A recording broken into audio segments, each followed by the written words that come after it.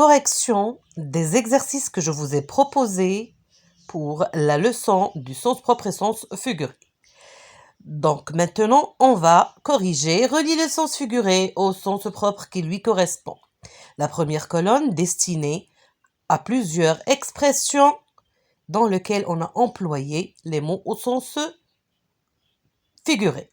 Avoir un cheveu dans la langue, avoir un chat dans la gorge, avoir du pain sur la planche, avoir un poil dans la main, tomber dans les pommes, avoir le cœur sur la main, donner un coup de main, donner sa langue au chat, sauter du coq à l'âne. Et voilà la correction. Avoir un cheveu sur la langue, c'est zozoter. Au lieu de dire Jamila, la personne va dire Zemila.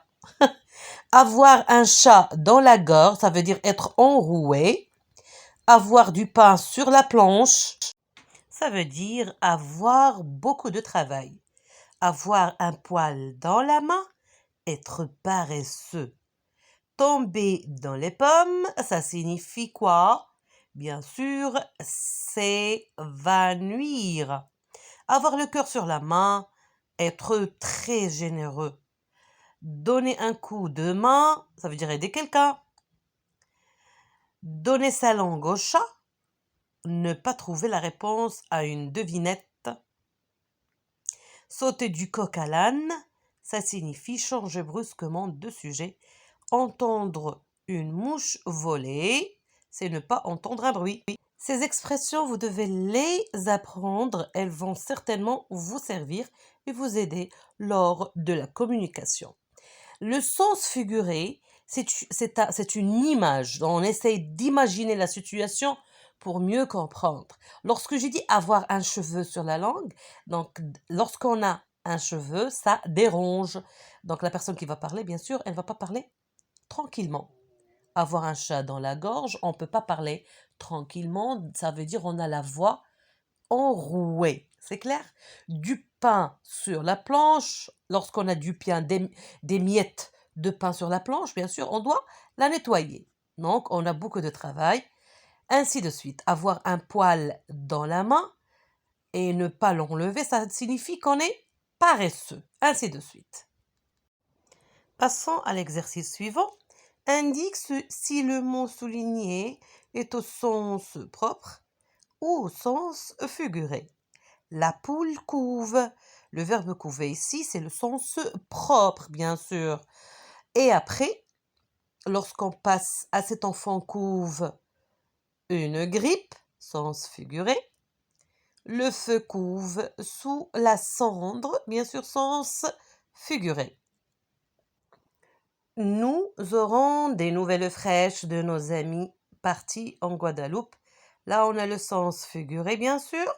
Et lorsqu'on parle de fraîche, l'été, je préfère boire un verre d'eau fraîche. Ici, c'est le sens propre, bien sûr. En montagne, les nuits sont fraîches, bien sûr aussi là, on a le sens propre. Les enfants ont attrapé des papillons, bien sûr là, il s'agit d'attraper quelque chose, bien sûr, c'est le sens propre. Et chaque hiver, j'attrape une mauvaise grippe. La grippe, on ne peut pas l'attraper, c'est pas un objet. Donc, c'est le sens figuré. Un bouchon de 10 km arrête la circulation. Bien sûr, un bouchon, c'est ce qu'on met pour boucher, pour fermer une bouteille. Donc, c'est pas le sens propre, c'est le sens figuré. Ces bouteilles de, très bien.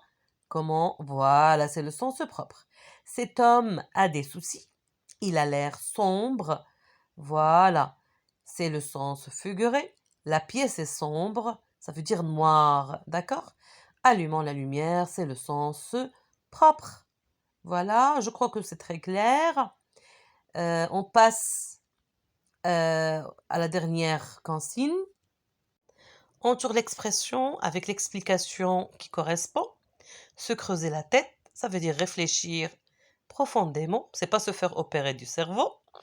Il n'y a pas de fumée sans feu, ça veut dire il y a une cause à chaque événement. Il faut éteindre sa cigarette. Non, c'est pas ça. Donc le sens, il y a une cause à chaque événement. C'est la bonne. Il nous reste la dernière, avoir les yeux plus grands que le ventre. Ça signifie ne pas pouvoir finir ce qu'on a mangé car on a pris trop. Très bien. Donc avoir mal au ventre ou bien au cœur, c'est pas ça. Porter de très grosses lunettes, c'est pas la même chose. Et voilà, là, nous sommes arrivés à la fin. Je vous dis merci, à la prochaine.